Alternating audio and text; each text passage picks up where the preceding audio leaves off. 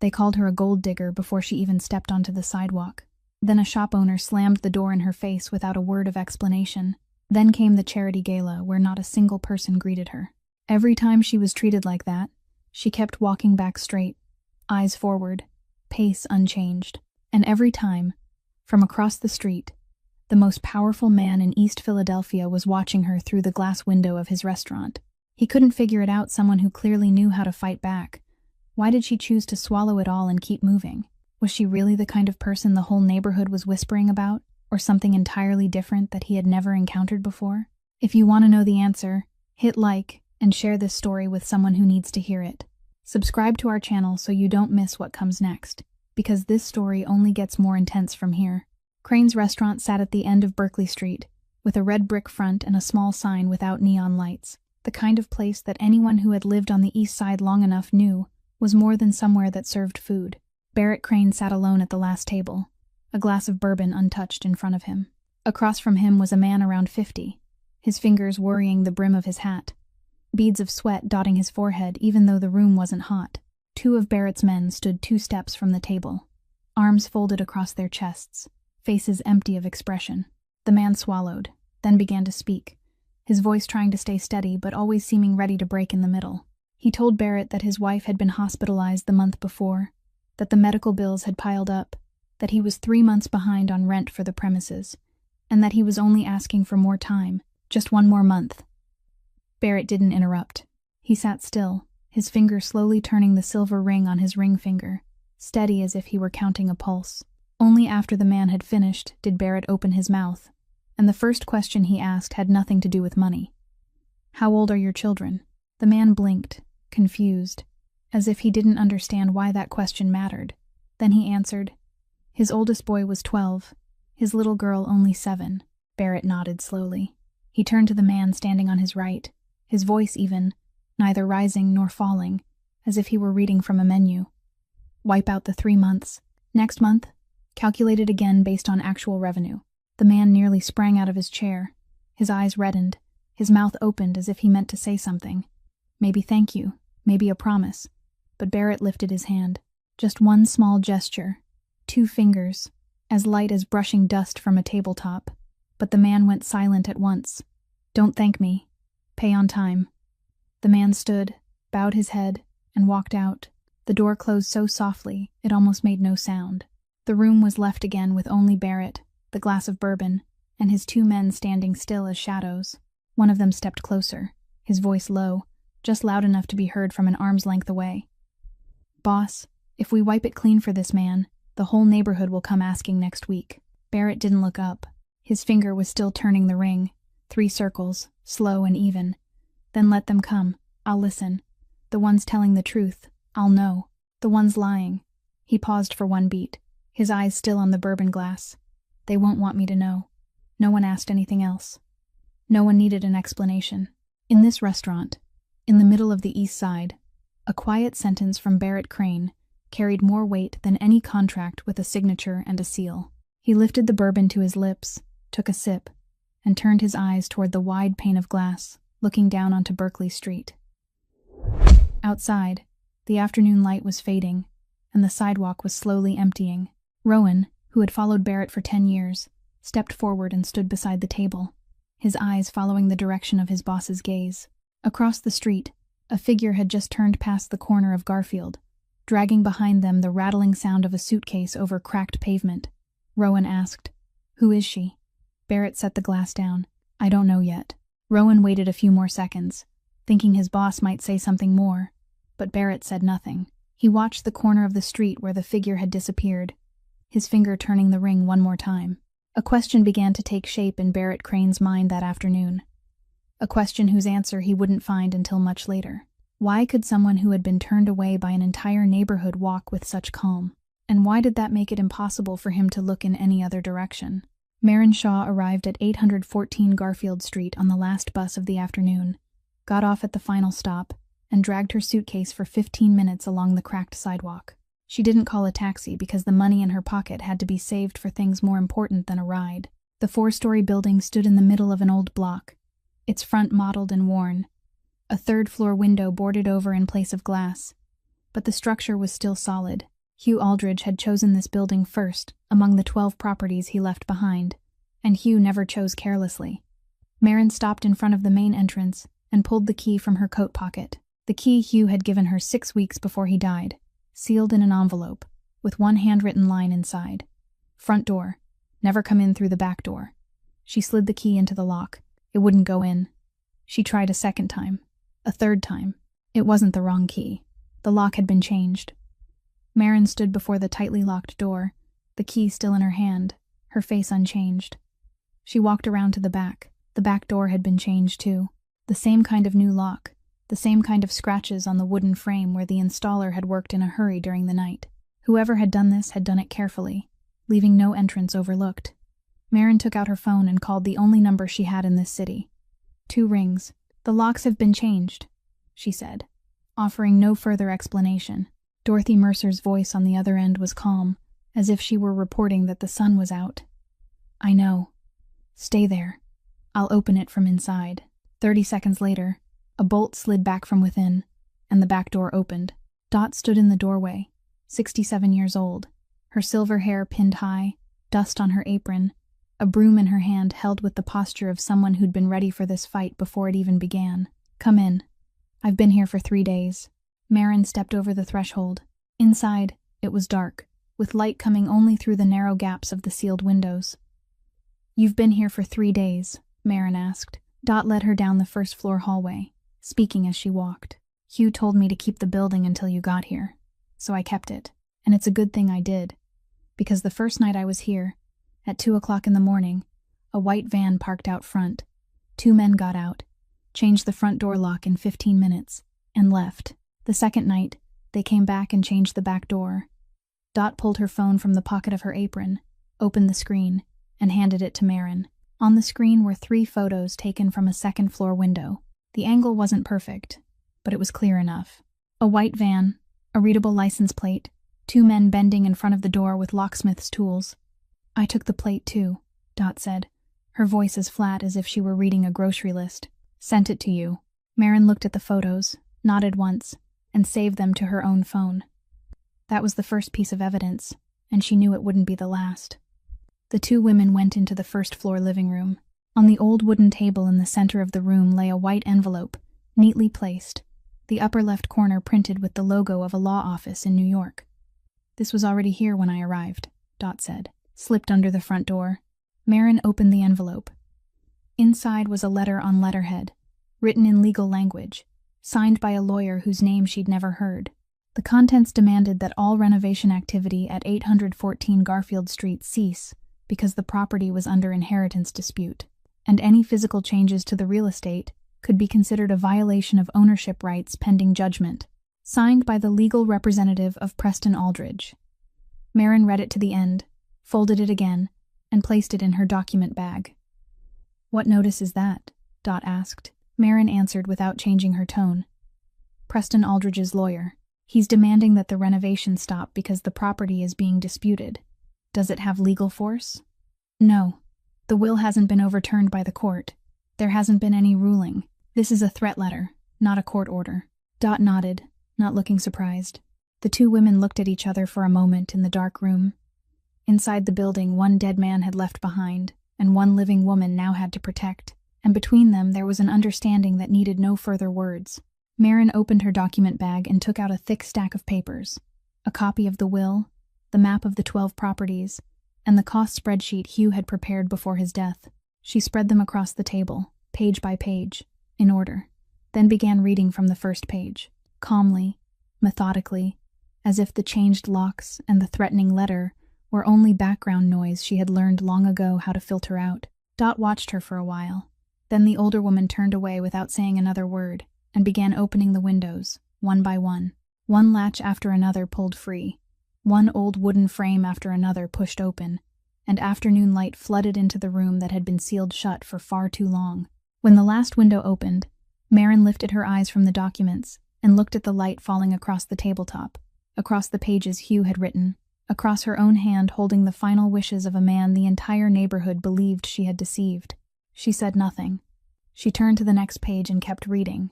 Dot went home at 8 o'clock that night, after reminding Marin 3 times that she'd be back at 6 o'clock in the morning. Marin locked the back door, checked the front door one more time, even though she knew it had been locked from the outside with a lock that wasn't hers, then went up to the 2nd floor. The room she chose to sleep in was at the far end of the hallway, its window facing the back of the building, away from the street. No bed, no mattress, no pillow. Marin spread the thin blanket she'd brought with her across the old wooden floor, folded her coat into a pillow, and sat down.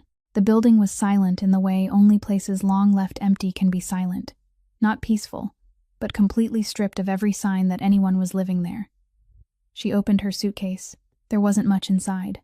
A few neatly folded changes of clothes, the thick document bag she'd left downstairs on the 1st floor, and in the very bottom corner, wrapped in an old handkerchief, a small rusted tin box. She took the box out and set it on the floor beside where she would lie down. She didn't open the lid. She only placed her palm on top of the box, held it there for 5 seconds, the way people check that something precious is still exactly where it should be, then pulled her hand back. Inside the box were 3 things she didn't need to open it to know, because she remembered the position of each one. A faded yellow plastic flower, its petals curled and warped with time, the only thing her mother had left behind before she died. A piece of paper folded into quarters. An old document from when Marin was still small, with her name written in blue ink that had blurred almost completely, leaving only the last name Shaw still readable. And a button, round, small, dark brown, fallen from Hugh Aldridge's coat on the first day she walked into his house to work. She had picked that button up from the kitchen tile floor and kept it without understanding why. 8 years later, she still didn't understand, but she still kept it. Marin pushed the tin box into the corner of the suitcase, pulled the blanket up to her chest, and lay down on the cold wooden floor. Outside the window, the neighborhood was dark, and there was no sound except the wind pushing tree branches against the wall. She thought about 14 years. From the time she was 6 until the time she was 20, no one had ever called her name without attaching an order behind it. Marin, scrub the floor. Marin, go outside. Marin, wait here. Her name had only been a bell announcing that someone was about to tell her to do something. Hugh Aldridge was the first person who had ever called her name, and then asked a question she'd never heard anyone ask before. Marin, what do you think? She closed her eyes. She didn't cry. Not because she was strong, and not because she was holding herself back, but because she'd forgotten how to cry a very long time ago, or more precisely, because she'd learned that tears didn't change anything, so she stopped wasting them when she was much younger than she was now. She lay on the old wooden floor of the building that an old man had spent 15 years planning for, and that a girl with no one in the world was trying to turn into something real, and she slept. A shallow, fragile sleep, the kind of sleep that belongs to someone used to waking at any strange sound, at any door opening in the middle of the night when she wasn't the one who opened it. For the first 5 days inside the building at 814 Garfield Street, Marin and Dot worked from morning until night, with no one else there. 2 women, one young and one old, pried up rotted wooden flooring on the 1st floor, measured walls, recorded the condition of each room, and calculated repair costs on sheets of paper spread across the living room table. Marin worked in a way Dot had never seen anyone work before, without complaining, without stopping to ask whether it was worth it, without looking out the window to check the weather. She held the crowbar and lifted each damaged plank with the precision of someone used to using her own hands in place of everything other people bought with money. Dot watched, helped with whatever she could, and kept quiet about what she was thinking. By the 6th day, when Marin was alone on the 1st floor, kneeling on the concrete and prying up the last floorboard in the front room, she heard heavy footsteps outside the back door. Not Dot. These footsteps were heavier, slower, the kind of steps made by someone wearing work boots. She didn't stand up. She kept prying. The back door opened. A 55-year-old man stood on the threshold, broad-shouldered, rough-handed, his face tanned in the way of someone who had worked outdoors his entire life. Neil Grady. He held a canvas tool bag with both straps worn thin, looked inside, looked at Marin kneeling on the concrete with a crowbar in her hand, sweat sticking her hair to her forehead, and said nothing. 30 seconds. Neil stood there for exactly 30 seconds, looking at a woman prying up the floor alone in the building his old employer had left behind.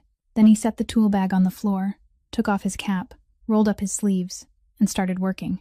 He didn't ask about money. He didn't ask who had sent him. He didn't ask what needed to be done. He saw the next rotted board, stepped forward, and pried it up. The two of them worked side by side in silence all morning. At noon, when Dot brought lunch, she set 3 portions on the table without looking surprised to see Neil there. Marin looked at Dot. "You called him." Dot didn't deny it. "I said there was paid work." Marin looked at her for one more second. "I know," she said. Then she picked up her lunch and ate.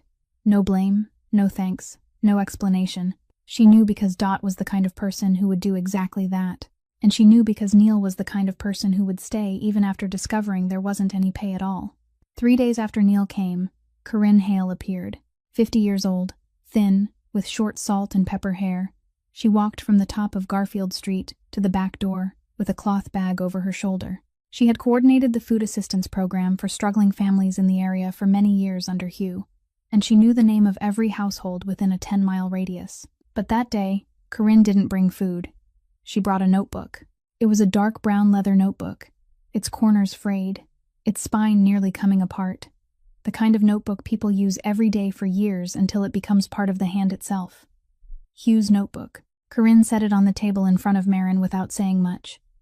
"Hugh asked me to keep this after he knew he wasn't going to get better. He said when you came, I should give it to you." Marin opened the notebook. Inside were hundreds of lines of notes in Hugh's handwriting, dates, family names, the amount of food distributed, notes about each household's health situation, and repair costs for tenants' homes. And on page 43, beside the name Marin Shaw, in blue ink darker than the rest, Hugh had written one single line. "She gets there before me every time. I only pay. She does the work." Marin read that line. Read it again. Then she closed the notebook, placed it neatly on the table beside the will documents, and returned to the front room where Neil was replacing the 12th floorboard. She said nothing about that line to anyone. There was no need. There are things the dead write for the living that only need to be read once to know what must be done next. In the 3rd week, Corinne brought news Marin hadn't expected. Property number 7 on Calloway Street. One of the 12 assets Hugh had left behind had been placed on the quarterly auction list at the downtown hotel. Corinne learned it through an acquaintance who worked at the county property records office, and that person said the paperwork had been filed more than a month earlier, which meant Preston Aldridge had prepared it before Marin ever set foot in Philadelphia. He hadn't waited for her to arrive before taking action. He'd already acted, waiting only for her to come so she would know she was too late. Marin read the auction information, folded the paper, and put it into her document bag. "I'll go," she said to Corinne. On the morning of the auction, Marin arrived at the downtown hotel at 9 o'clock, alone, her document bag tucked under her arm, wearing an old coat, her hair tied back neatly. The hotel lobby was crowded with about 20 people, most of them landowners, investors, and a few familiar faces in the local real estate business. Marin knew no one. She stood near the water table and waited for the session to begin. And that was when Gloria Whitfield walked over. The wife of a local banker, a close friend of the Aldridge family, dressed in expensive clothes with a smile that had been practiced in front of a mirror for years. Gloria hadn't come alone. 2 women accompanying her stopped at a distance close enough to hear, but far enough away to pretend they had nothing to do with it. Gloria looked Marin up and down, slowly, the way people look at an item in a store. They have no intention of buying. Then she opened her mouth, her voice just loud enough for the whole corner of the lobby to hear. "So you're the maid Hugh Aldridge left his entire fortune to." She paused for one beat, her mouth curving upward. "You must have taken very good care of him." The way she pressed on the words "taken care" left no doubt about what she meant. Several people turned around. A man standing nearby gave a mocking laugh, covering his mouth with his hand but failing to hide his eyes. The 2 women beside Gloria exchanged a look, the kind of satisfied look people wear when they watch someone being humiliated in public and believe she can't answer back. Marin looked at Gloria. She didn't blink, didn't swallow, didn't retreat half a step. She held the glass of water in her hand and took one slow sip, so slow that anyone watching understood it wasn't because she was thirsty, but because she was showing Gloria that what had just been said didn't deserve a rushed response. Then she set the glass down. "I am the property manager under Mr. Hugh Aldridge's legally valid will. If you have questions about its legality, my lawyer is ready to discuss them. But if you only want to gossip," she looked around at the faces, watching them, "then I think you've already gathered enough of an audience." Gloria opened her mouth to answer, but she didn't get the chance, because at that exact moment, the entire corner of the lobby fell silent. Barrett Crane had just walked in through the front entrance. He didn't look at Marin, didn't look at the crowd. He walked straight to the water table, stood beside Marin, took a glass, poured water, and drank. Ordinary, natural. As if he hadn't heard anything, hadn't seen anything, had only happened to stand there at that exact moment. But when he set the glass down, he turned toward Gloria. He didn't speak, he only looked. His eyes were flat and quiet, not angry, not threatening. But anyone who had lived on the East Side long enough knew what that look meant. It meant, I saw, I heard, and I'll remember. Gloria's face went pale. She stepped back half a pace, forced a strained smile, and turned away. The two women beside her vanished, as if they had never been standing there. Barrett placed his glass on the table and walked into the auction room. Marin remained there for 3 more seconds, looking in the direction where Gloria had withdrawn. Then she walked in too. There were about 60 people in the auction room. The auctioneer began reading the list of properties. When he reached property number 7 on Calloway Street, Marin stood in the middle of the room. This property is not under the disposal authority of the person who filed it for auction, she said, her voice clear, not shaking, not raised.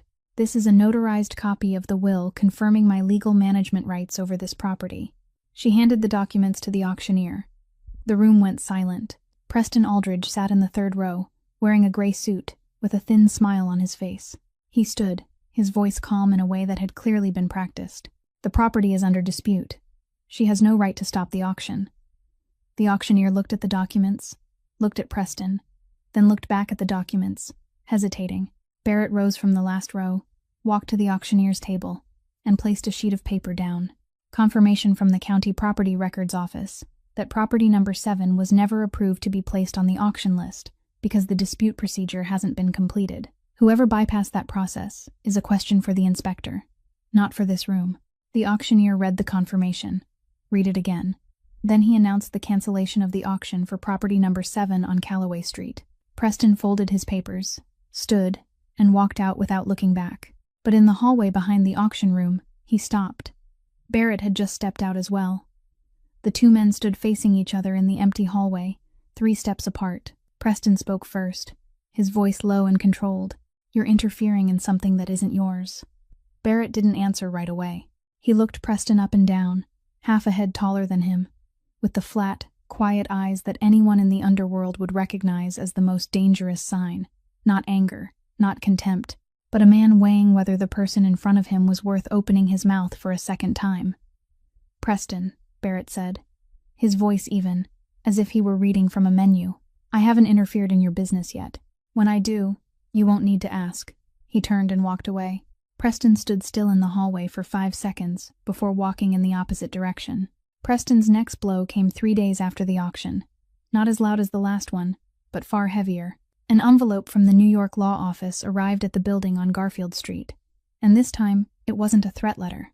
It was an official will contest petition, filed with the county court, accusing Marin Shaw of using undue influence over Hugh Aldridge in his final years in order to seize the inheritance.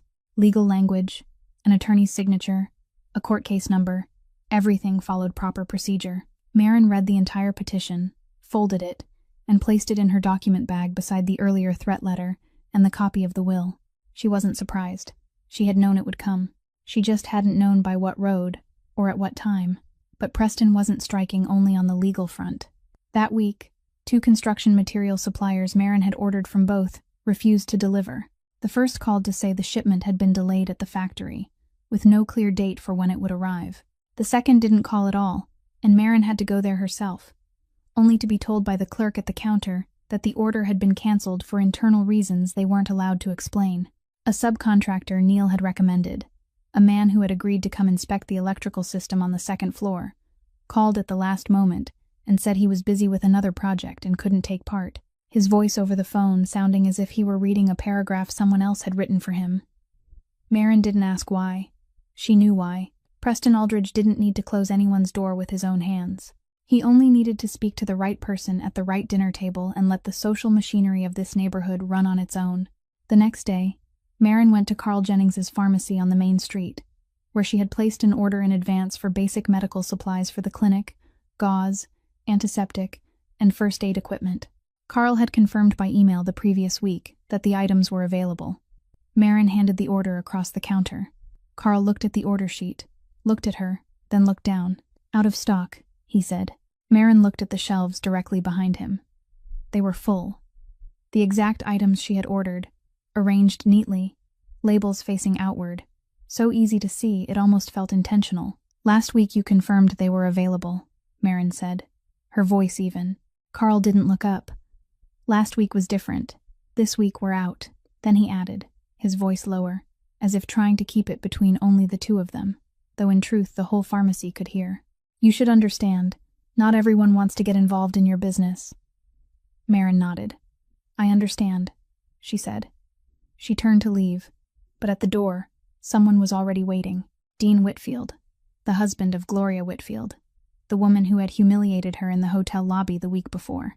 Dean stood leaning against the doorframe, holding the bag of medicine he had just bought, watching her come out with the downward gaze of a man used to measuring everything by how much it could be converted into money. Miss Shaw, isn't it?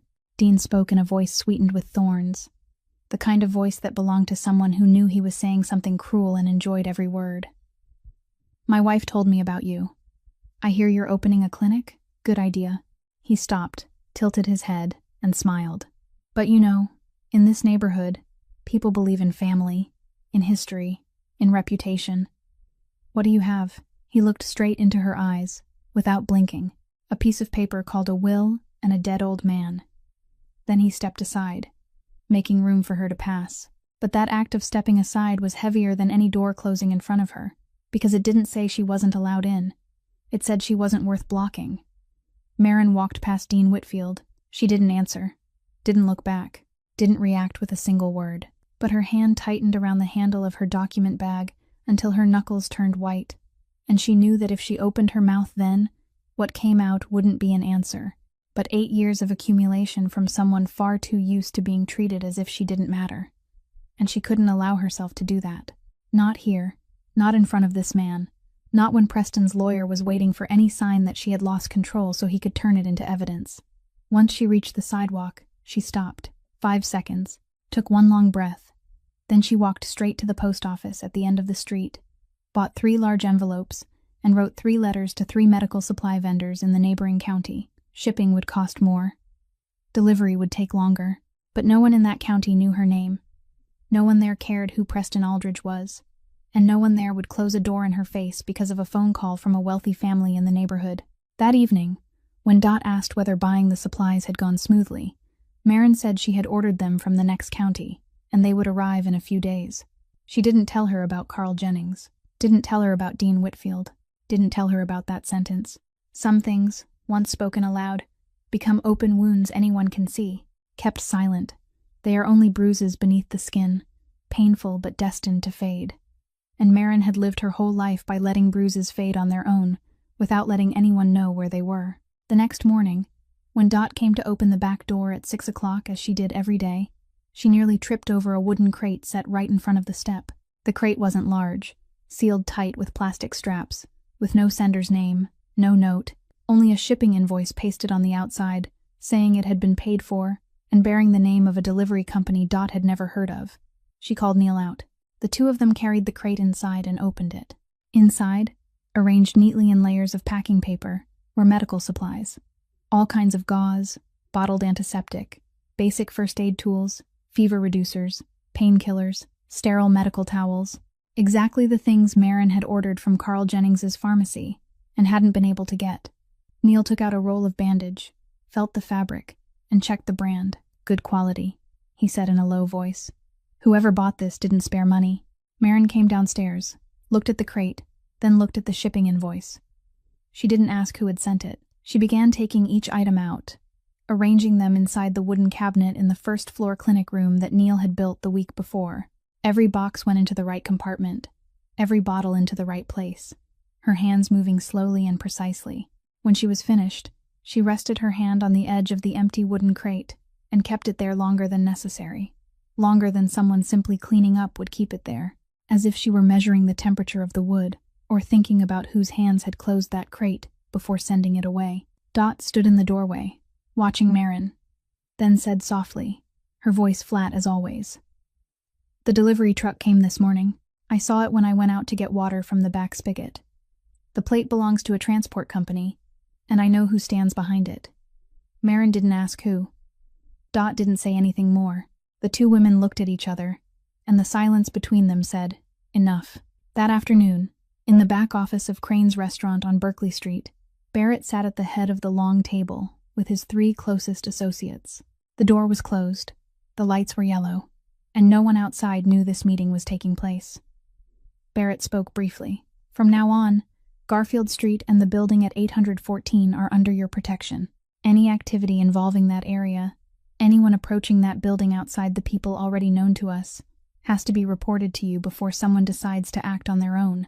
2 of the 3 men nodded without asking. Rowan, who sat at the end of the table, who had followed Barrett for 10 years, and was the only man in the room who dared look his boss straight in the eye when he disagreed, didn't nod. He asked, "Who is this woman that you've taken such an interest in, boss?" Barrett looked at Rowan. A beat of silence passed.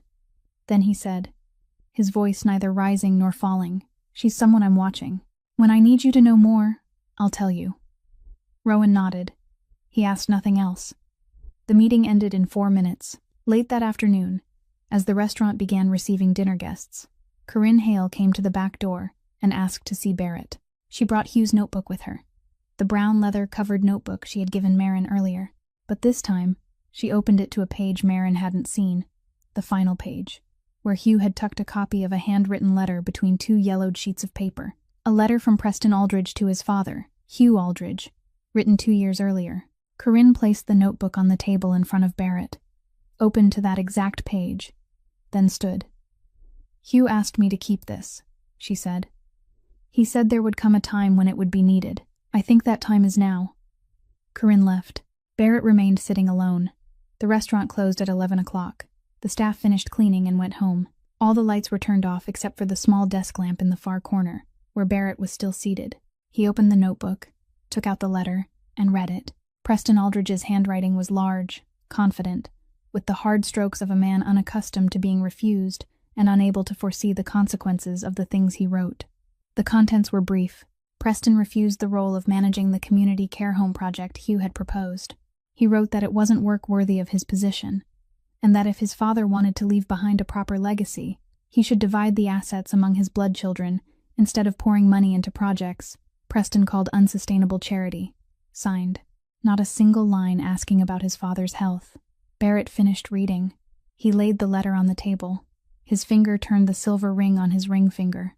3 circles, slow and even. He sat still in the dark restaurant, the desk lamp throwing his shadow across the brick wall behind him, and he began looking back over everything he had watched before but hadn't yet understood. She had come to this neighborhood alone, by bus, dragging 1 suitcase. The whole neighborhood had turned its back on her, and she hadn't explained a word. She had been publicly humiliated, and she had answered only enough, then kept walking. She had been refused service, isolated, called every kind of name, and still she pried up floors, measured walls, wrote letters, and ordered supplies from another county. Not because she didn't know anger, not because she was too weak to speak up, but because she understood something Barrett only began to understand after reading this letter. Any reaction from her, any explanation, any sign that she had lost control, no matter how small, would become a weapon in Preston's lawyer's hand. Too emotional, unstable, protecting something she knew wasn't hers. Preston had built a trap out of public opinion and rumor, and every person in this neighborhood, from Gloria Whitfield to Carl Jennings, was a string in that trap without knowing whose hand they were helping. And Marin Shaw walked among those strings every day without touching a single one, because she knew that to touch one was to be caught. Barrett folded the letter, slipped it back into the notebook, and closed it. He turned off the desk lamp and sat in the dark a while longer, and for the first time since seeing her pass beyond the restaurant window that afternoon, Barrett Crane was no longer merely curious. He had decided. The envelope reached Dot the next morning, not through the mail, but through a man in a dark coat who stopped by the back door of the building on Garfield Street at 7 o'clock in the morning, handed Dot the envelope, nodded, and left without saying his name or the sender's name. Dot looked at the envelope, watched the man disappear around the corner, then carried it inside and placed it on the table in front of Marin. A white envelope. No name, no address, no logo. Marin opened it. Inside were 3 things. A business card from a lawyer specializing in property and inheritance disputes, with an office in downtown Philadelphia, the name and phone number printed clearly on thick paper. A small slip of paper with another phone number written in black ink, no name. And a third slip of paper, smaller than the others, handwritten. The words brief but clear, in the handwriting of someone accustomed to writing little and choosing every word. If you want, no conditions. Signed with a single letter, B. Marin read the handwritten note twice. She turned over the lawyer's business card, looked at the phone number on the second slip of paper. Then she put all 3 into the pocket of her coat without saying anything, and turned back to the unfinished documents on the table. Dot stood in the doorway, watching her, waiting for some kind of reaction that never came. At last, the older woman asked, "Do you know who sent it?" Marin didn't look up. "I know," she said, then turned to the next page. All that day, Marin worked as usual, repairing the first-floor window frames with Neil, checking the plumbing in the back with Dot. The envelope lay still in her coat pocket. 3 small pieces of paper with almost no weight at all, yet heavier than any file she was carrying, because the files were the final wishes of a dead man, while the envelope was an offer from a living one, and Marin had lived long enough to know that offers from the living were always more complicated than the wishes of the dead. That night, at 9 o'clock, Dot had gone home, Neil had gone home, and the building was silent. Marin sat on the second floor, her back against the wall, took out the slip of paper with the phone number, looked at it for a while, then called. 3 rings. Barrett picked up. No greeting. Only silence on the other end of the line, waiting for her to speak first. "Why are you betting on this?" Marin's voice was low and even, not asking out of curiosity, but because she needed to know before taking another step forward. Barrett answered after 1 beat, his voice over the phone deeper than it was in person. Or perhaps everything simply sounded clearer at night. "I'm not betting. I'm investing in someone I believe will finish what she starts." 3 seconds of silence. "You don't know anything about me," Marin said. This time Barrett answered at once, without needing to think, as if the answer had been waiting for a long time, only needing someone to ask the question. "You took a bus to claim a building worth $2 million. You didn't hire a lawyer. You didn't hire security. You didn't call the press. You brought a crowbar and started prying up the floor. I know enough." The silence this time lasted longer than before. Marin sat on the cold wooden floor, the phone pressed to her ear, staring out the black window. Across the street, there was nothing but tree shadows and streetlights spilling against the opposite wall. She thought about the offer, about the lawyer's business card, about the handwritten words, no conditions. And she understood that this wasn't the kind of offer she had ever received in her life, because in her life, no one had ever offered her anything without a price attached, except Hugh, and Hugh was dead. "I'll call the lawyer tomorrow morning," Marin said. Then she hung up. No thank you. No promise. No explanation. She ended the call exactly when it needed to end, neither too early nor too late. Inside Crane's restaurant, its lights already out on Berkeley Street, Barrett set the phone down on the table. The screen went dark. The darkness returned. Rowan stood at the door of the back office, leaning against the frame, arms folded across his chest, his face half lit and half shadowed by the hallway light. "She accepted?" Rowan asked, his voice low. Barrett didn't look at Rowan. He looked at the dark phone screen on the oak table, his finger turning his ring once, slowly. "She didn't accept a favor," Barrett said. "She accepted a tool." Rowan was silent for a moment, tilting his head as if trying to understand the difference between the two. Then he nodded, pushed himself away from the doorframe, and disappeared into the darkness of the hall. Barrett remained seated alone. He understood the difference, even though he didn't explain it to Rowan, because explaining wouldn't help Rowan understand. A person who accepts a favor carries a debt. A person who accepts a tool uses it to save herself, and owes no one anything. That was why he had sent the envelope, instead of knocking on her door. That was why he had written no conditions, and that was why she had called. Preston Aldridge wasn't the kind of man who accepted one loss and then stopped. He was the kind of man who lost, then thought. And when Preston thought, other people got hurt. The first blow came in the form of an article on a local news site, not a major paper, only the kind of regional page people read over morning coffee and forgot before lunch, but enough to plant a seed. The article didn't name anyone directly, but every detail was recognizable. an influential businessman on the East Side, and the mysterious female heir to $1 million estate, and what kind of relationship might be behind the inheritance dispute, now stirring up talk. Barrett dealt with the article in one evening. It was taken down before 8 o'clock the next morning, but rumor couldn't be taken down. It had already spread by mouth, through conversations at bar counters and family dinners, through narrowed eyes and those little "oh really" remarks whenever someone mentioned Barrett Crane's name at the same time as Marin Shaw's. Rumor doesn't need proof to survive. It only needs to be repeated often enough. But the second blow was the real one. Preston filed a complaint against Barrett Crane with the federal authorities, accusing him of laundering money through properties involved in the inheritance dispute. The complaint was written by Preston's New York legal team, with precise language and specific figures, serious enough on its face to force the federal authorities to open a preliminary review. Within 48 hours, 2 bank accounts connected to Barrett's business operations were temporarily frozen pending investigation. 3 longtime business partners called to say they were suspending cooperation because they needed to wait until the situation became clearer. Their voices over the phone so polite they almost sounded apologetic, but not one of them came back that week. Barrett's empire didn't collapse, but for the first time in many years, someone had made him stop and calculate. Barrett called Marin that afternoon, not through Dot, not through an envelope, but directly to the number she'd used to call him the night before. Just one sentence. "Can you come to Crane's restaurant at 7 o'clock tonight?" Marin arrived at exactly 7 o'clock. She pushed open the heavy wooden door and stepped into Crane's restaurant for the first time, and immediately understood why this place wasn't only a restaurant. The main dining room was closed to customers. Chairs turned upside down on tables. All the lights out except for the yellow glow from the back room where Barrett sat waiting. A glass of liquor on the table, an open file, and just enough space for 2 people to talk without anyone else hearing. Barrett didn't stand when she came in. He only indicated the chair across from him with a slight nod. Marin sat down, placed her hands on the table, looked at him, and waited. Barrett didn't circle around it. "Preston filed a federal complaint against me. He accused me of using Hugh's disputed properties for unclear business activity. 2 of my accounts are frozen." He stopped, looking straight at her, his eyes neither avoiding hers nor asking for sympathy.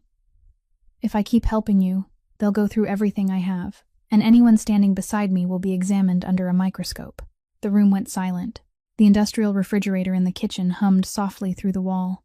Marin looked at Barrett, at the open file on the table, at the glass of liquor he hadn't touched. "You're giving me a chance to walk away," she said, not as a question, almost as a conclusion.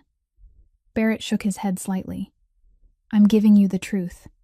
What you decide to do with it is yours." Silence again. Marin leaned back in her chair, both hands still on the table, her fingers interlaced. She looked at him for another moment, as if measuring something no ruler could touch, then said in a low voice that didn't shake, "I'm someone with nothing to lose." She paused for one beat. "Preston doesn't understand that. He thinks I'm holding something that can be taken from me. But I'm not holding property. I'm holding a promise to a dead man. No one can take that with a lawsuit or with the federal authorities." Barrett looked at her, and for the first time since Marin Shaw had appeared on the sidewalk of Berkeley Street that afternoon, for the first time since he had begun watching her through the restaurant window, for the first time in so long, he couldn't remember exactly how long, Barrett Crane smiled. Not broadly, not for long, just the right corner of his mouth lifting slightly, staying there for half a second, then disappearing as if it had never been there at all. But it had been there, and Marin saw it. She didn't comment.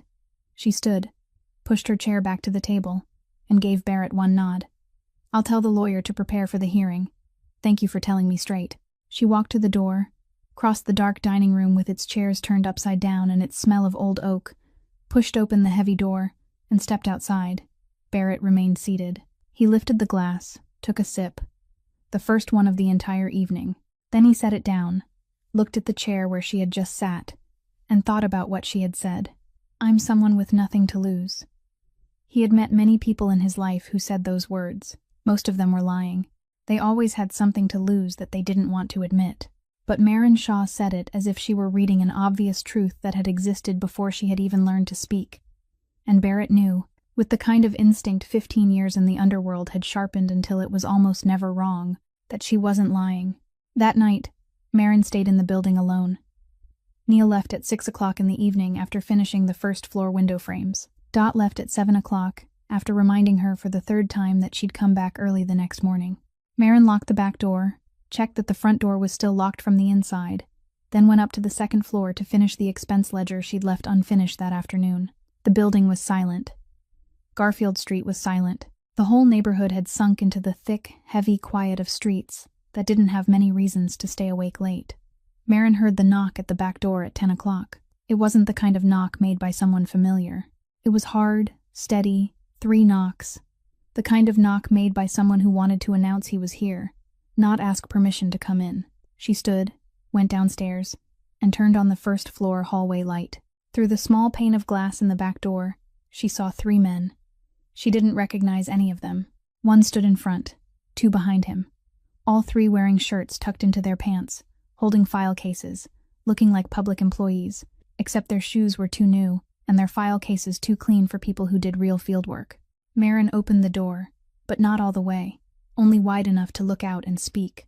The man in front held out a stamped set of papers and said this was an enforcement order on the property under a temporary decision by the county court, requiring the person currently using the real estate to sign a handover report and leave the building within 24 hours. Marin looked at the papers. She didn't take them. She read the heading from an arm's length away, looked at the seal, looked at the signature. Then she said, her voice even, "I won't sign." The man frowned. "This is a court order. You don't have the right to refuse."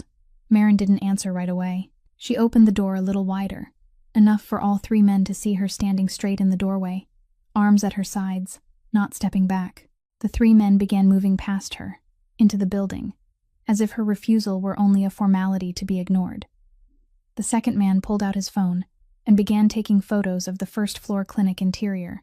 The third opened his file case, took out a tape measure, and began measuring and writing notes, as if he were inventorying the property before seizure. Marin took her phone from her pocket. She dialed the lawyer Barrett had provided. 2 rings. The lawyer picked up. Marin turned on speaker, raising the phone high enough for all 3 men to hear. "This is Marin Shaw. I'm currently at 814 Garfield Street. 3 men have just entered my building with papers they say are an enforcement order. I need you to confirm this right now." The lawyer's voice came through the speaker, clear, cold, and professional. "No enforcement order has been issued by the county court for this property. I checked the court system this afternoon. The people currently inside your building are trespassing on private property. This call is being recorded and will be submitted as evidence if necessary." The 3 men stopped. The man holding the tape measure lowered his hand. The man holding the phone stopped taking pictures. They looked at one another, and in that exchanged glance was the quick calculation whose answer was obvious. It wasn't worth it. The man in front folded the papers, put them back into his file case, and walked toward the door without another word. The other 2 followed, but the last man, before stepping fully outside, stopped at the clinic wall. He pulled a small spray paint can from his coat pocket, the kind people use to mark roads or write graffiti. He sprayed 4 red words across the white wall Neil had replastered the week before. "Thief of the inheritance." Then he slipped the spray can back into his pocket and left. The door closed. The footsteps faded. An engine started. Tires ground against the road. Then everything went still. Marin stood in the middle of the clinic, looking at the 4 red words on the white wall. She locked the back door, checked the front door. Then she sat down on the floor, her back against the door, her legs stretched out in front of her. Her hands were shaking. For the first time since she'd come to this neighborhood, not because she was afraid. She knew fear. She had lived with it long enough to recognize it when it came. And this wasn't fear. This was anger. The kind of anger that belongs to someone who has endured too many times, for too long, too silently. And each new endurance makes the thing press down inside a little heavier, a little denser, until it begins to tremble with the heartbeat. She clenched both hands until they stopped shaking. It took 3 minutes. Then she relaxed them, breathed in, breathed out, and sat still in the dark. 15 minutes later, her phone vibrated. "Barrett's number," she answered. "Dot called me," Barrett's voice said on the other end, low and unhurried. "I handled it," Marin said. "I know," Barrett said. Then a beat of silence passed before he continued. "I'm not coming because you couldn't handle it. I'm coming because this won't happen only once." Marin didn't answer. She heard an engine start through the phone. the sound of tires on the street, then the engine turning off. He had arrived. She looked through the small pane of glass in the front door. Outside, beneath the streetlight, Barrett's black car was parked at the curb across from the building. The lights inside the car were off. Barrett sat there in silence, not getting out, not knocking, not calling back, just there. Marin looked at the car for a while, then she stood, took a bucket of water and a rag from the back room, returned to the clinic, and began wiping the 4 red words from the wall. The paint hadn't fully dried yet, so it came off, but the stain remained, faint against the white, like something once said that couldn't be completely taken back. She wiped until there was nothing more she could wipe away, then went up to the 2nd floor, lay down, and tried to sleep. At 6 o'clock in the morning, when Marin opened the front door, the black car was still parked at the curb across the street. Barrett sat inside, the window rolled halfway down, one hand holding a paper cup of coffee. He looked up when she stepped onto the threshold. He nodded once, slowly, without speaking. Then he started the engine and drove away. Marin stood on the threshold, watching the car turn past the corner of Garfield Street and disappear. She didn't know how long he'd been sitting there. All night, perhaps? She didn't ask, and he would never say. That afternoon, a glass crew came to the building and replaced the broken first-floor window that no one had ordered. No invoice, no explanation. And from that night on, there was always a car parked on the corner across from the building at 814 Garfield Street. A different car each night, but always present, from 10 o'clock at night until 6 o'clock in the morning, discreet enough that the neighbors didn't notice, but clear enough that anyone intending to come back would understand that this building was no longer unwatched. It took Barrett less than a day to find out who was behind the 3 men from that night. Not Preston directly. Preston never dirtied his own hands. He used intermediaries, and this intermediary had a name, Wade Pollard, a real estate broker who specialized in taking the kind of jobs that people with reputations needed done, but didn't want their names attached to. Wade had a small office on the commercial street to the south, 2 rooms, 1 receptionist, and a client list, just long enough for him to live comfortably without asking too many questions about where the requests he accepted came from. Barrett arrived at Wade's office at noon. He didn't knock on the inner office door. He opened it, walked in, and sat down in the chair across from Wade's desk without being invited. 2 of Barrett's men stood in the hallway outside. Wade recognized Barrett the moment he sat down, and what little blood remained in his face drained away within 2 seconds. Barrett said nothing for the first 30 seconds. He sat there, back straight, both hands resting on the arms of the chair, looking at Wade with the flat, still eyes that anyone who had ever sat across from Barrett Crane knew meant you shouldn't be the first one to speak. Sweat began to gather at Wade's temples. Barrett opened his mouth, his voice low, without emphasis, without rise or fall. 3 men. Garfield Street. Last night. Wade swallowed and opened his mouth to deny it. I don't know what you're talking about. Barrett raised his hand. The same 2-finger gesture he had used with the man who owed rent in the restaurant. But this time there was no mercy in his eyes. No calculation for compassion. Only a notice being delivered. Wade went silent at once. Barrett continued, still in that voice, still in that rhythm. 72 hours. Close the office. Move. Don't make me come back here a second time. He stood, adjusted the cuff of his suit jacket, and walked out the door. He didn't look back. The total amount of time Barrett spent inside Wade Pollard's office was less than 2 minutes. The total number of sentences he spoke was 3. Wade Pollard closed his office within 48 hours. Not because Barrett had threatened his body. Wade knew Barrett didn't need to do that. But because within 24 hours after the meeting, Wade's 4 biggest clients all called to cancel their contracts without explaining why. Not one of those calls mentioned Barrett's name. They didn't need to.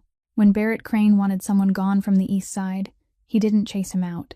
He shut off the water and let the man leave on his own from thirst. Marin learned about Wade Pollard the next afternoon through Dot, who somehow always knew everything that happened within a 10-mile radius before it had time to become rumor. Dot told it briefly, without comment, without judgment, only facts. Barrett went to Wade's office, said 3 sentences, walked out.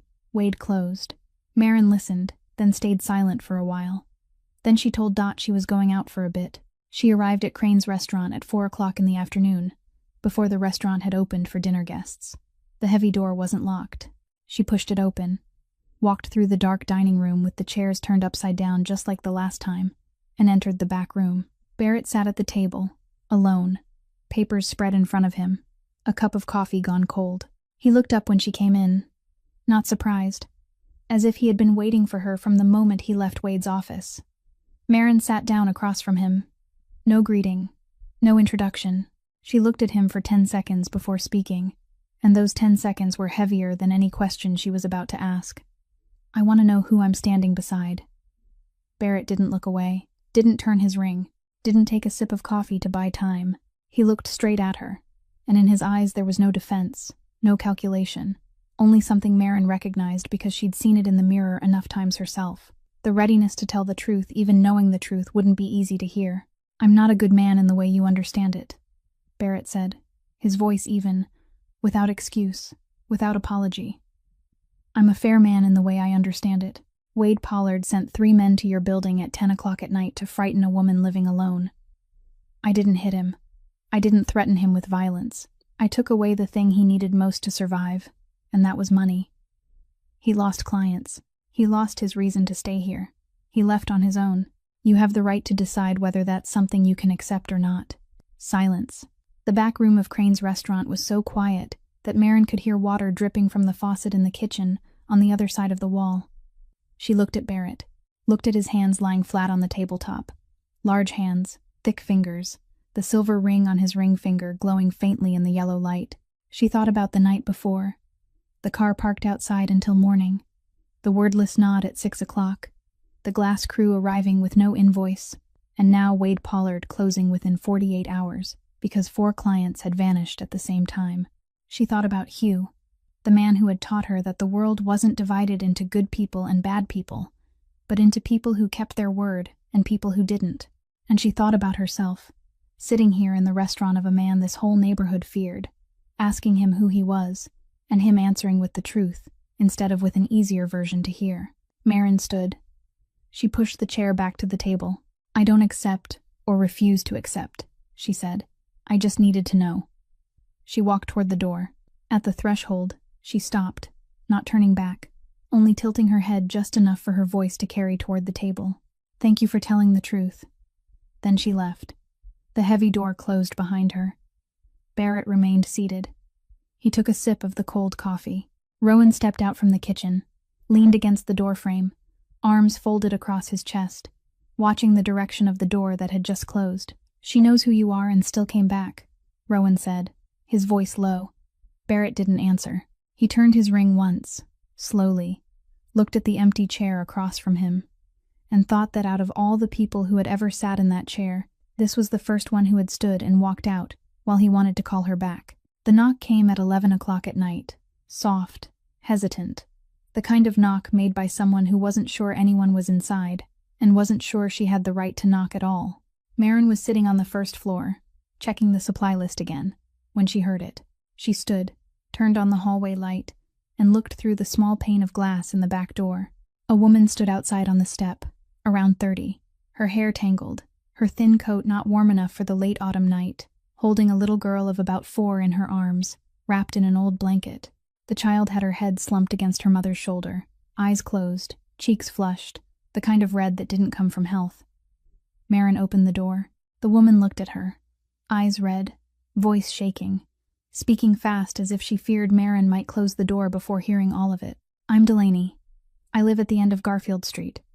My little girl has had a fever for several days, and she isn't getting better. I don't have money for the hospital. I heard people say someone was opening a clinic here. I know it isn't open yet, but I didn't know where else to go.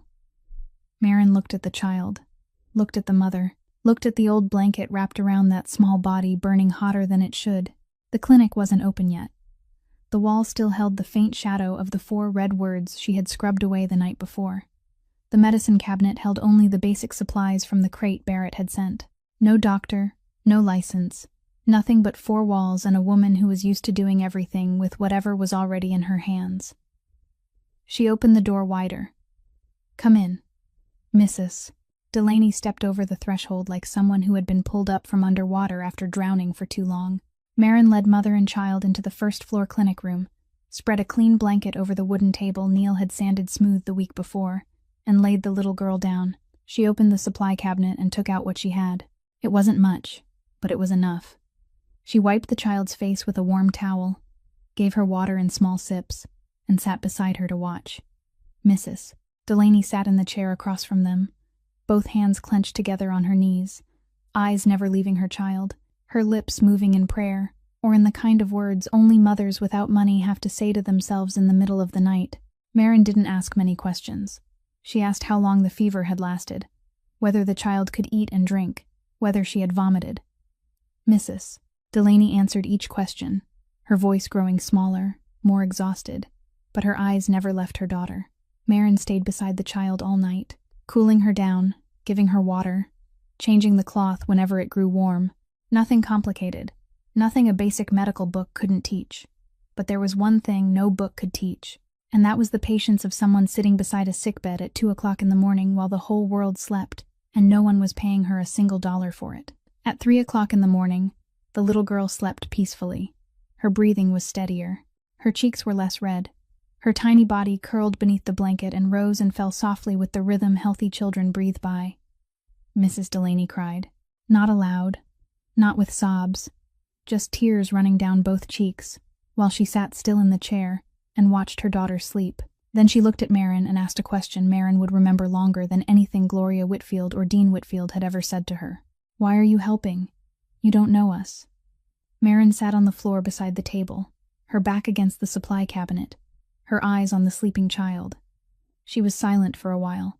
Then she spoke, her voice low and gentle, not the voice of someone trying to impress, but the voice of someone stating a truth so old it no longer needed decoration. I know what it feels like to knock on a door at midnight and have no one open it, Mrs. Delaney didn't ask anything else.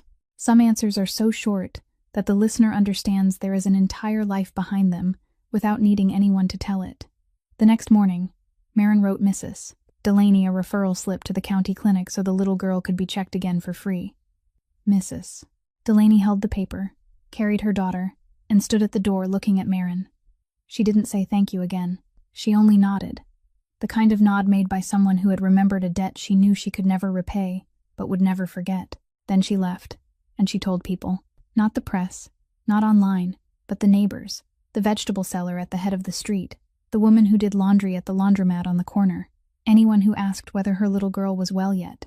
She told them that at 11 o'clock at night, when the whole neighborhood had shut its doors and she had no one else to knock on, a woman in the building on Garfield Street had opened the door for her, had sat with her child until 3 o'clock in the morning, without asking for money, without asking for a name, without asking where she lived or what she did. The news spread by mouth faster than any article ever could. By the end of the week, 4 more families came to knock on the door of the building at 814 Garfield Street, asking when the clinic would open, asking whether it would see elderly people, asking whether there would be medicine for small children. Marin stood in the doorway and looked at those faces, those eyes carrying the fragile hope that someone here might help. And she understood something she had known before with her mind, but now knew in her bones and blood. She didn't need to defeat Preston Aldridge in the courtroom. She didn't need to convince Gloria Whitfield or Dean Whitfield or Carl Jennings or anyone among the neighborhood's upper class. She only needed the clinic to open its doors. She only needed to do the work Hugh had given her. The result would speak for itself in place of every explanation she would never bother to give. Barrett Crane wasn't the kind of man who did anything halfway. He either didn't do it at all, or he did it until it was finished. And after everything that had happened, after the federal complaint, after 2 accounts were frozen, after the 3 men in the middle of the night, and the 4 red words painted on the wall, after reading Preston's letter, refusing his own father, and understanding that the woman he was helping was walking through a minefield where she could see every mine but had no way around them, Barrett decided he would no longer keep his distance.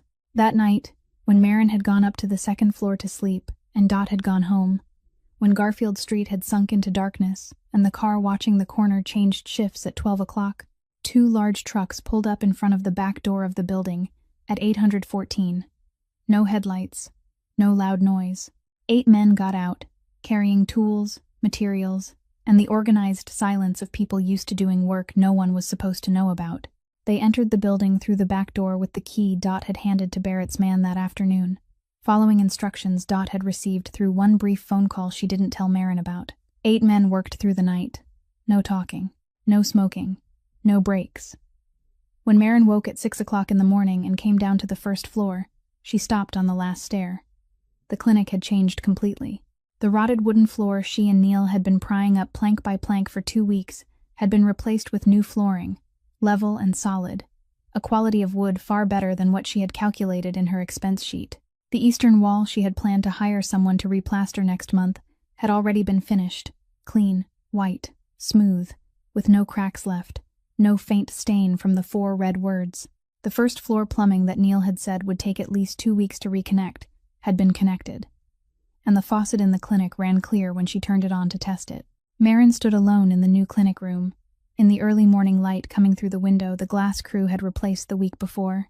She reached out and touched the eastern wall. It was still slightly damp, the fresh plaster not fully dry, cool beneath her palm. She kept her hand there, not knowing how long, perhaps 5 seconds, perhaps longer, the way someone holds a hand against proof that somebody had listened when she spoke, had remembered every detail she needed, and had done it all in silence without needing her to know.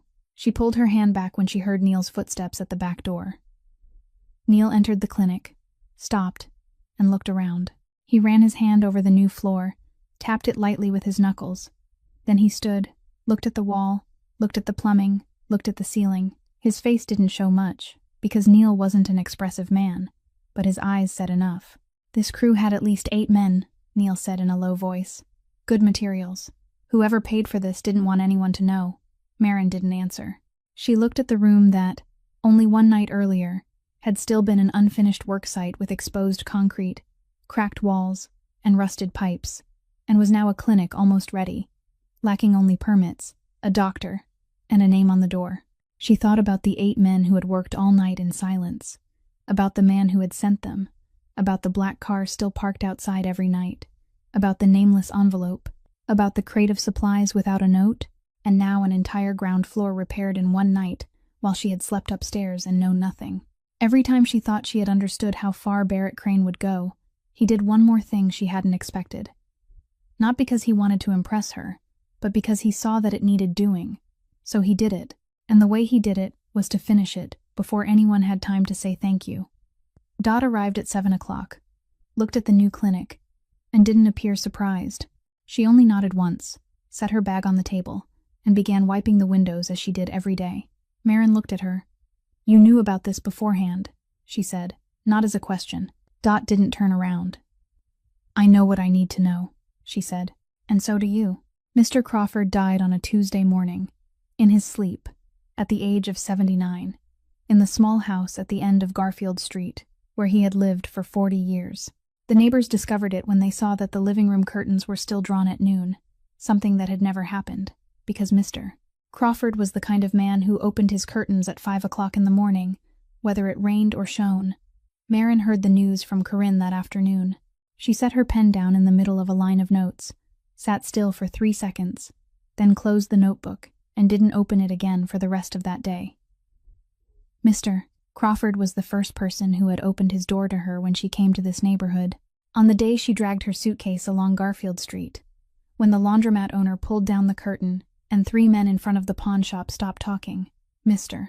Crawford stood in front of his house with a cup of coffee in his hand, watched her pass, and said exactly one sentence without needing anyone to introduce who she was. If Hugh sent you here, then go on in. He didn't ask her name, didn't ask what she had come to do, didn't ask whether she was really the woman the whole neighborhood was whispering about. He knew Hugh. He trusted Hugh, and for him, that was enough.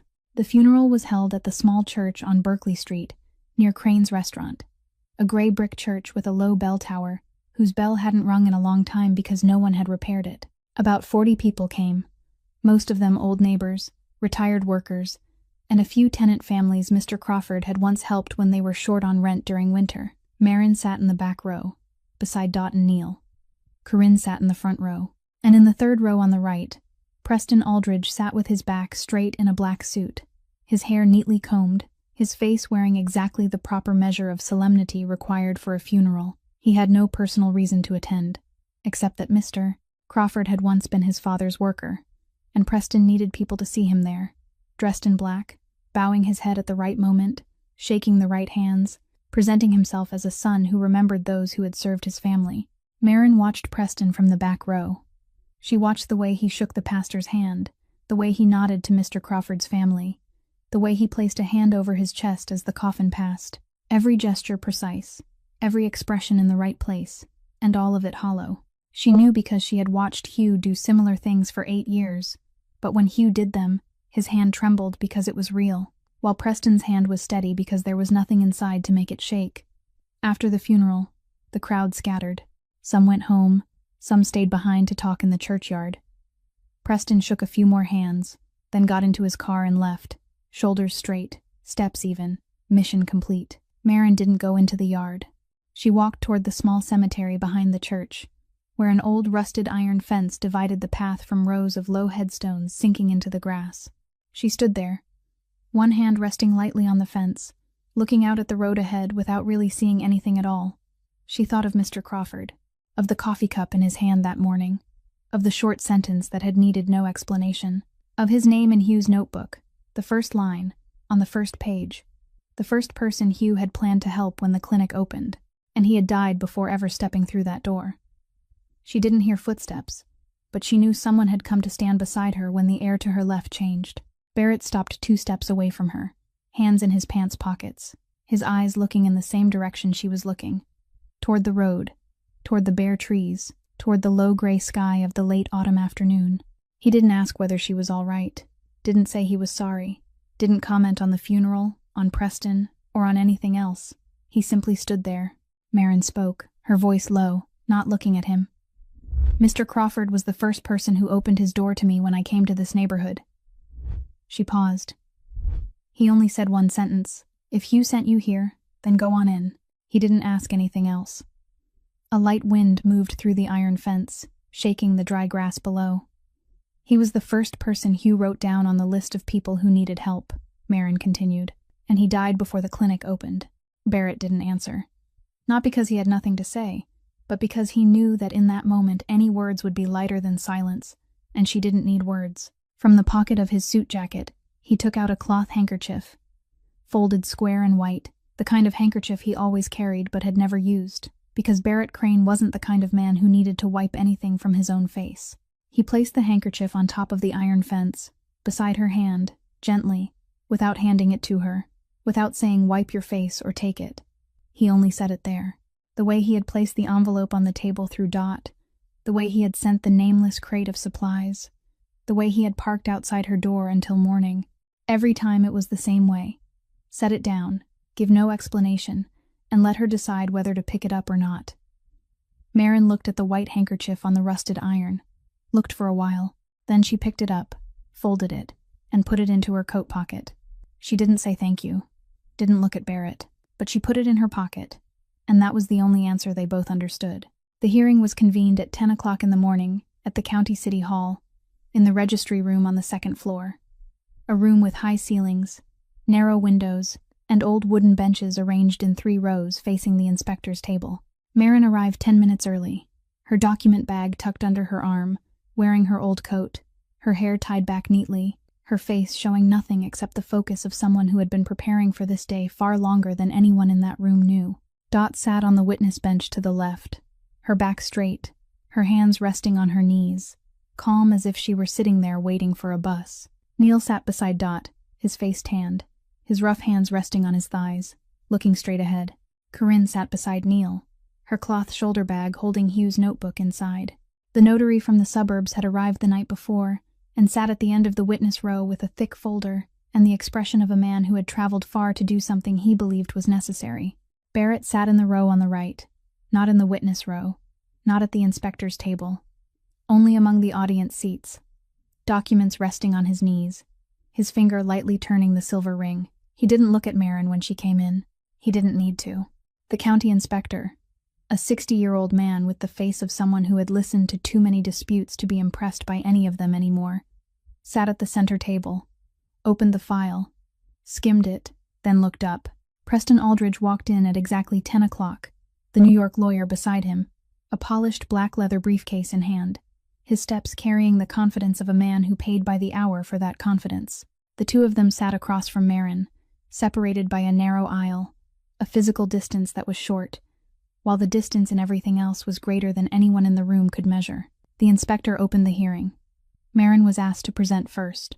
She stood, opened her document bag, and presented. Not defended, not explained. She presented the project like a report. 12 properties, a separate fund for each phase, an order of execution based on the level of community need. Not land value, not profit, but human need. Each property had a specific purpose Hugh had clearly written into the will. She spoke for 4 minutes, not one sentence more than necessary. Dot presented next, speaking about the legal agreement between Hugh and Marin, the date it was signed, and the people who had been present. The notary produced the original documents, confirming the signatures and their validity. Corinne confirmed the context of the 8 years Marin had worked beside Hugh, the winters of food distribution, the families who had been helped, and the nature of the relationship between the two of them. Everything was going in the right direction until Preston's lawyer stood and said the plaintiff had an additional witness. The inspector frowned, but allowed it. The door to the room opened. A woman around 50 stepped in, her hair dyed blonde, wearing a gray suit, with the face of someone trying to look confident, though her eyes flicked toward Preston's lawyer every 3 seconds as if needing confirmation that she was doing it right. She sat in the witness chair, stated her name, said she had once worked in Hugh Aldridge's house, and declared that during that time she had witnessed signs that the relationship between Marin Shaw and Hugh Aldridge was unusual and went beyond the boundaries of housekeeper and employer. The room stirred. Corinne turned to look at Dot. Neil clenched his hands on his thighs. Dot didn't move, only narrowed her eyes by a millimeter. Barrett sat still, his finger stopping on the ring, his eyes fixed on the witness with the gaze of a man sorting information into categories. Marin stood. Her voice was even, not shaking, not raised, not lower than any time she had spoken in that room before. She asked the inspector's permission to question the witness. The inspector nodded. Marin turned to the woman. "From what year to what year did you work for Mr. Hugh Aldridge?" The woman glanced at Preston's lawyer. 2 years. From 2015 to 2017. Marin nodded slightly. "Were you present when Mr. Hugh signed the will?" The woman swallowed. "No." Marin asked the third question, in the same voice, the same rhythm, no faster and no slower.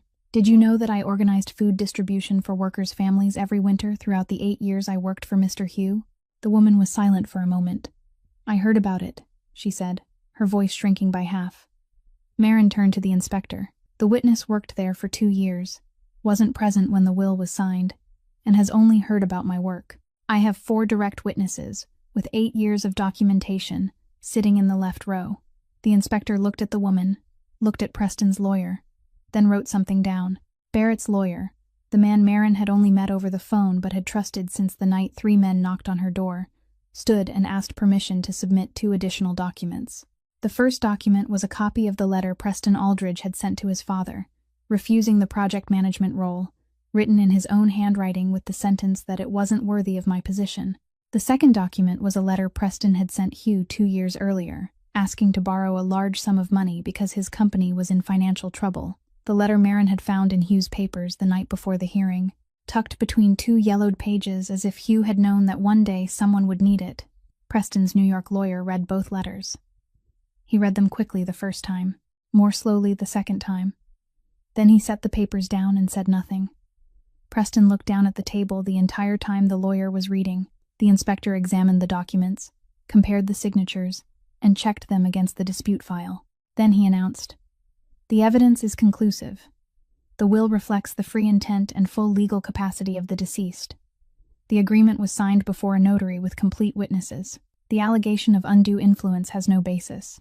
The contest petition is dismissed in full. All property management rights remain in place according to the will." Preston stood. He didn't look at the lawyer, didn't look at the inspector. He looked at Marin, and for the first time since the 2 of them had stood on the same ground, he looked at her, not to ignore her, not to threaten her, not to judge her from above. He looked at her and said, his voice low, not angry, heavier than anger, "He chose a housekeeper instead of his own blood, son. What do you people think that says?" The room went silent. Marin rose from her chair, slowly, facing Preston across the narrow aisle between the 2 rows of seats. The 2 of them looking at each other for the first time as equals, neither one above the other, neither one looking down. "It says he chose the person who would finish, instead of the person who refused." Preston looked at her for 3 more seconds. Then he turned and walked out the door. He didn't stop at the threshold, didn't look back.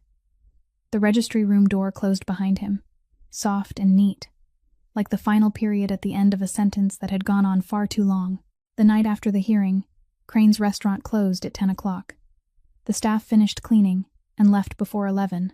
Barrett stayed seated in the back office, alone, the desk lamp on, an untouched glass of bourbon on the oak tabletop.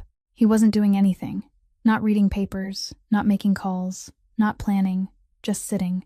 There are nights when even the most powerful man on the east side of Philadelphia only sits, because everything outside has been arranged, but inside, nothing has been settled yet.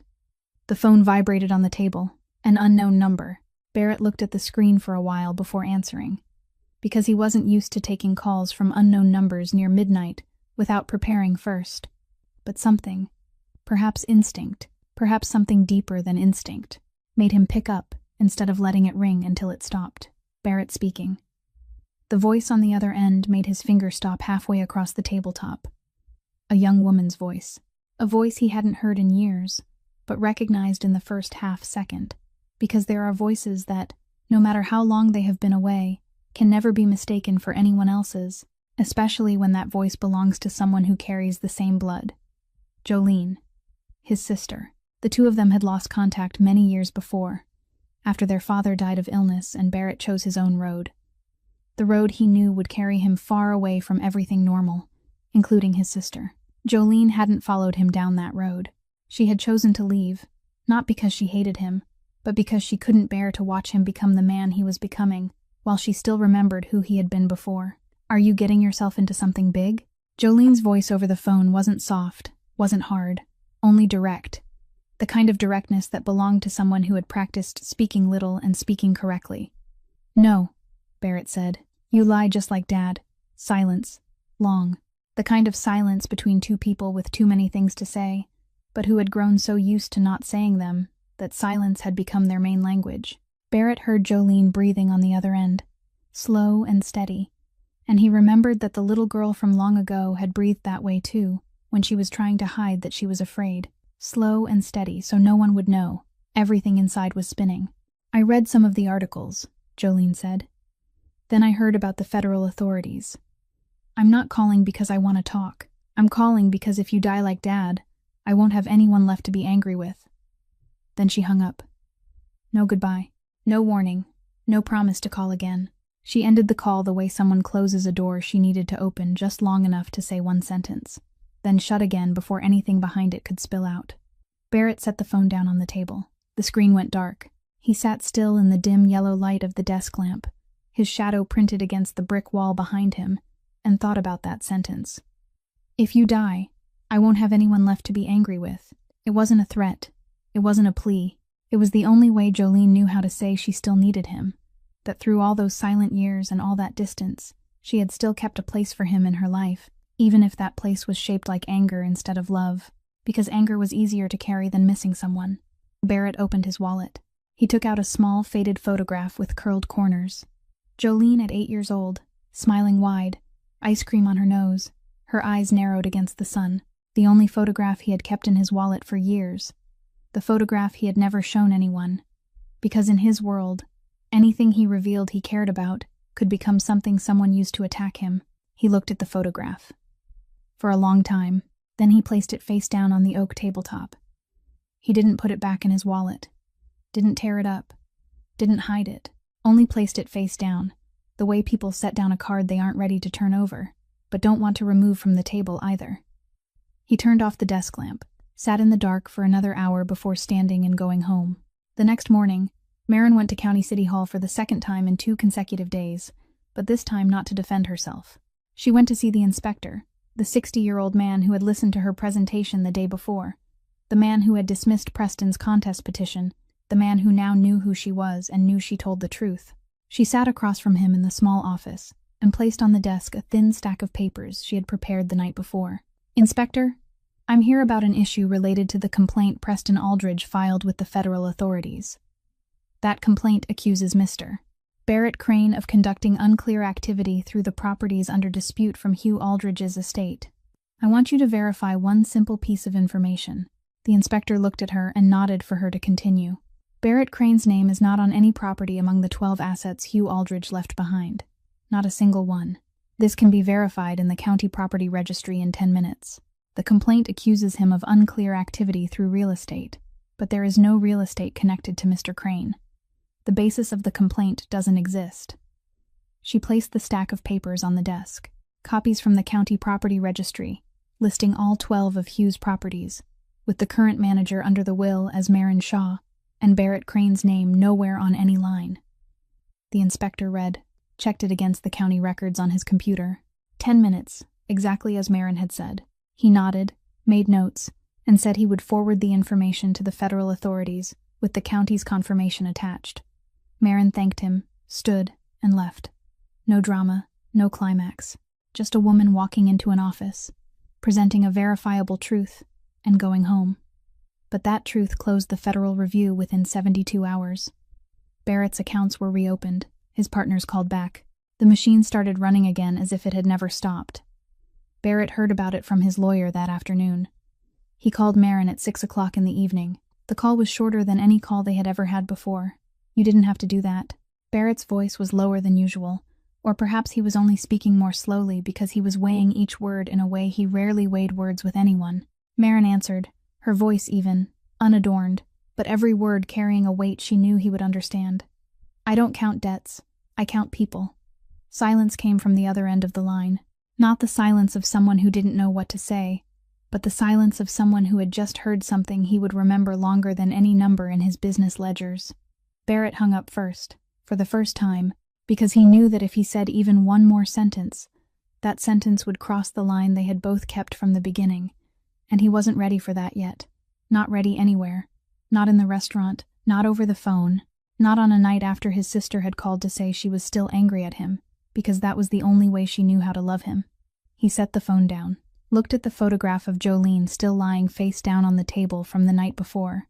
He didn't turn it over, but he didn't put it away either. Preston came to the building at 814 Garfield Street that evening.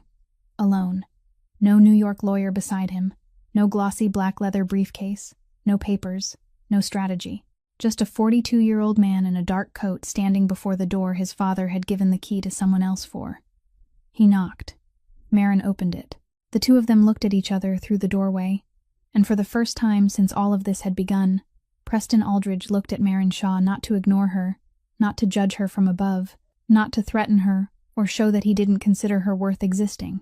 He looked at her the way a man looks at someone he needs to ask one question, and that question was heavier than any lawsuit his legal team had drafted.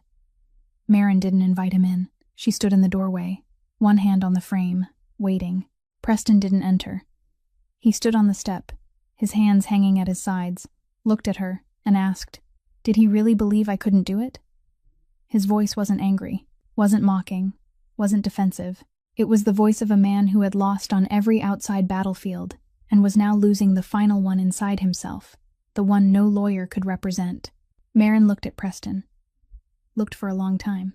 Long enough to see that behind the suit, behind the lawsuit, behind the rumors and the article, and the three men in the middle of the night, and Gloria Whitfield and Dean Whitfield, and every piece he had pushed onto the board over the past weeks, there was a son asking about his father. Not asking about the will. Not asking about the property. Asking about belief. "Did my father believe in me?" She answered, her voice low, unforced, no lighter and no heavier than any sentence she had spoken at the hearing. "He didn't think you couldn't do it. He knew you didn't want to." Preston stood still. His jaw tightened once, then released. His eyes didn't leave Marin's face for 3 seconds, and in those 3 seconds, something passed through him that Marin recognized because she had seen it in so many people in her life. It wasn't anger. It wasn't hatred. It was heavier than both of those things put together.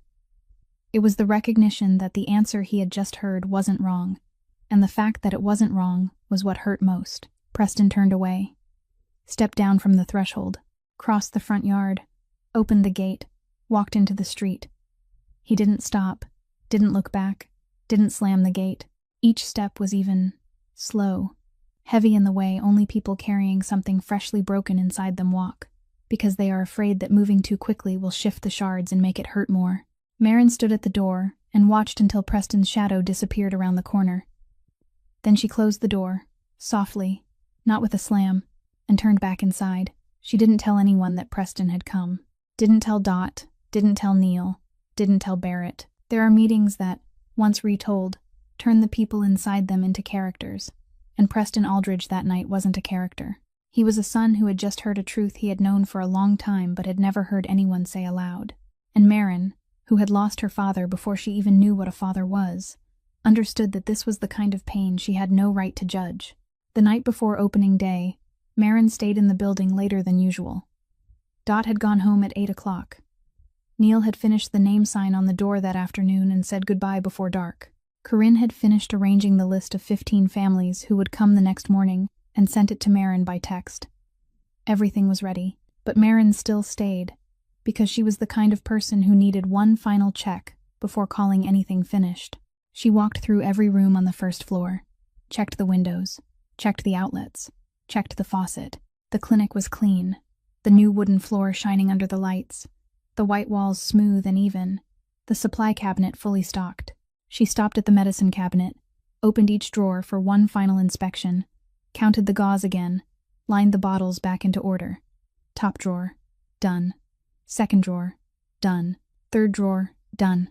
The last drawer, the bottom drawer, the one she had to kneel to pull open, she pulled out, looked inside, and stopped.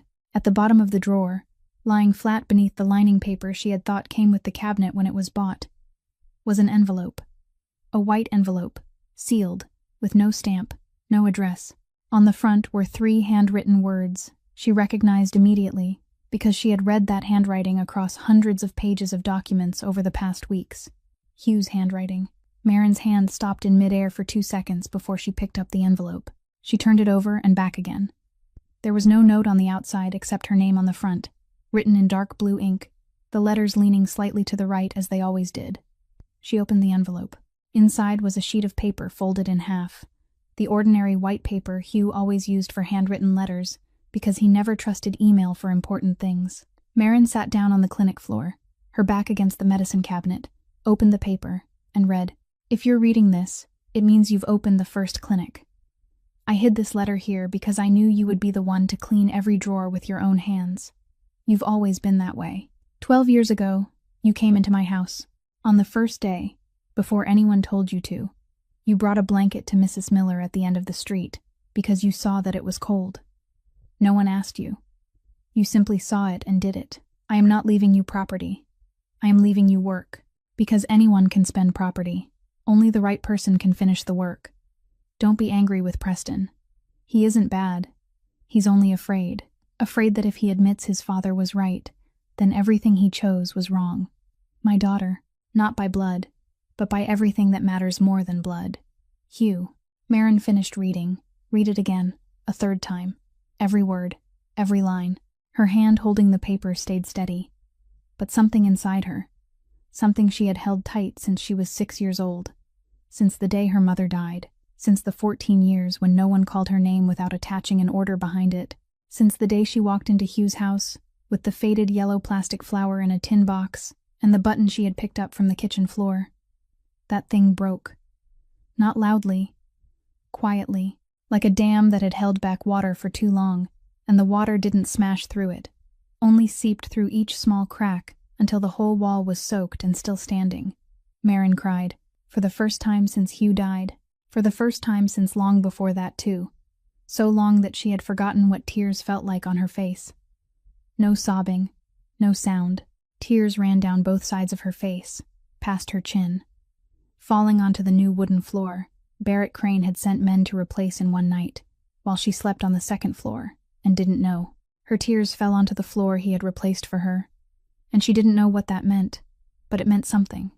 It meant something in the way things left unsaid always mean more than things that are explained. My daughter.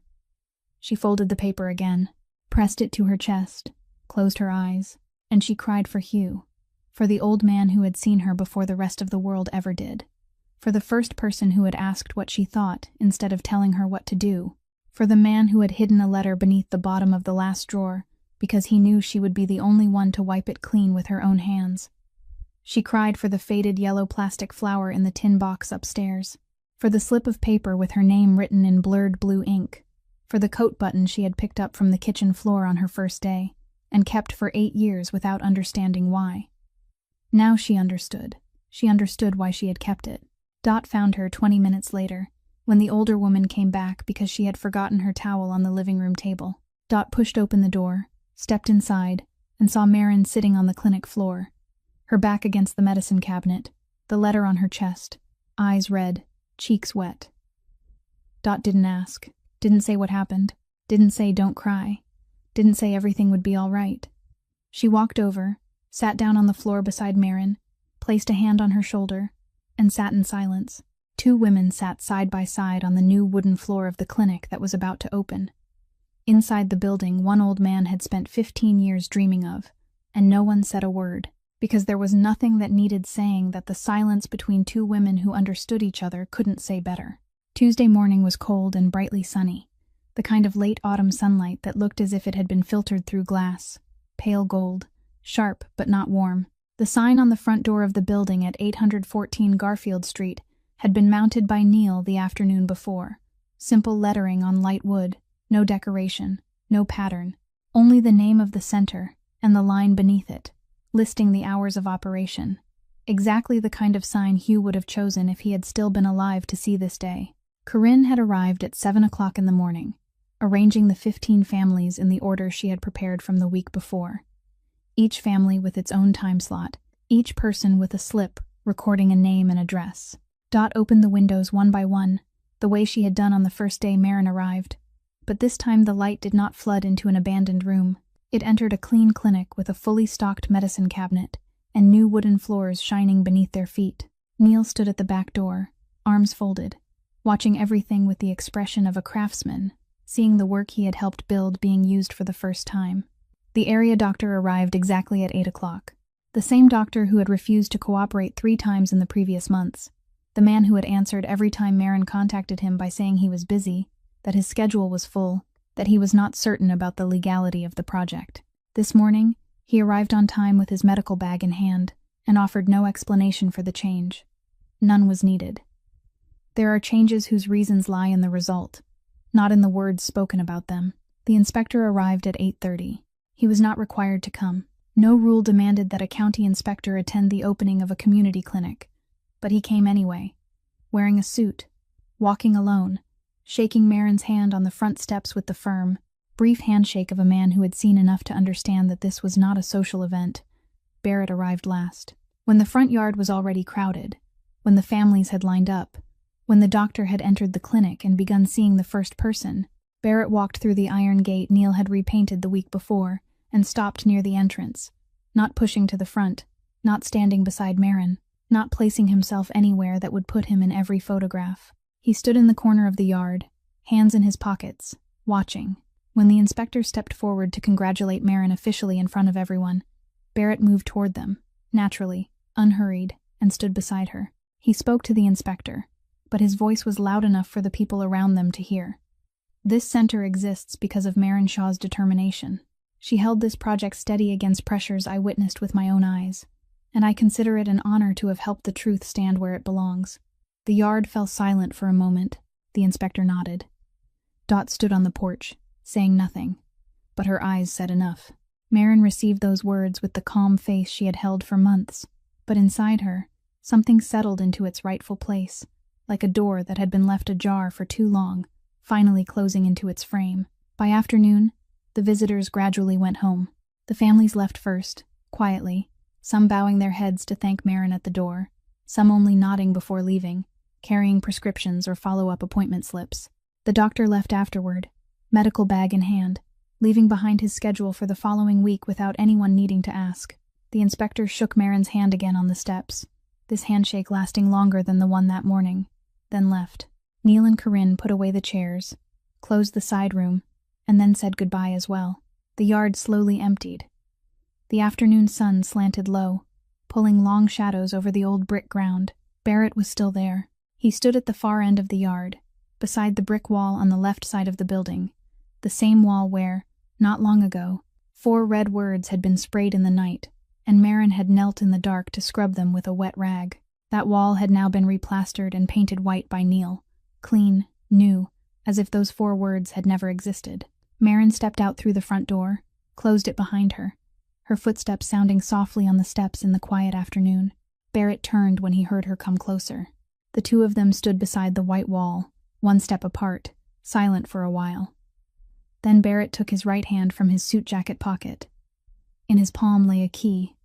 Not a new key, an old one, darkened metal, slightly tarnished. The front door key to the building at 814 Garfield Street. The key Preston had sent someone to make useless by changing the locks on the first night. The key Hugh had given Marin in a sealed envelope, with the line, "Front door, never come in through the back door." "I have kept this since the first week," Barrett said, his voice even, his eyes looking at the key in his hand, then at her. "I was waiting for the right time to give it back." Marin looked at the key. She looked for a long time, longer than necessary to recognize what it was, because she was not only looking at the key, she was seeing everything it represented. He had kept it since before she knew his name. He had kept it through the auction, through the rumors, through the federal authorities, through the 3 men in the middle of the night, through the 4 red words painted on the wall, through everything. He had kept it not because it had value, but because it was an unspoken promise that she would win back the right to enter through the front door. She took the key from his hand.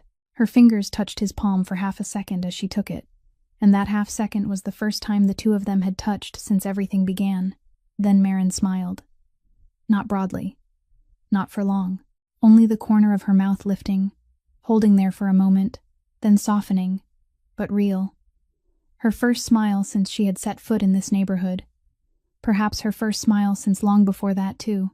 Barrett looked at that smile. He nodded once, slowly, as if marking something he knew he would remember. Then he asked, his voice ordinary, as if this were the most obvious question in the world after everything that had happened. "What street is the second property on?" Marin looked at him.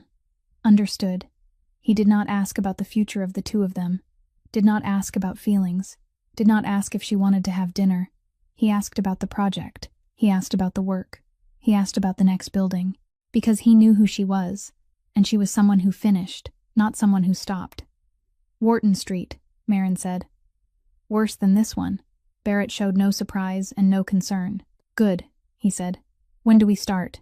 Dot stood on the clinic porch, holding the towel she had forgotten to fold. She looked out at the yard, at the 2 of them standing beside the white wall in the late afternoon sun, talking about the next building as if it were the most normal thing in the world, as if they had not just gone through everything they had gone through in order to stand here.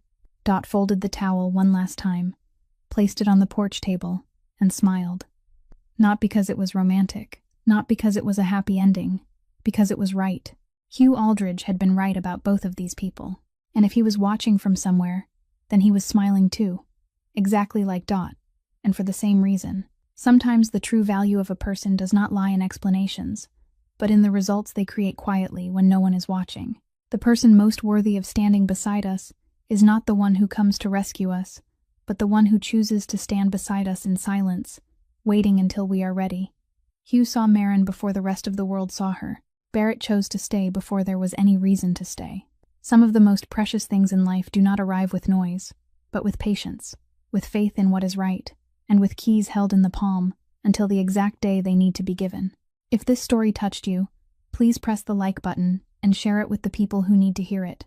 Subscribe to our channel so you don't miss the next stories, because every story here is told for a reason. I would truly love to know how this story made you feel. Which scene made your throat tighten?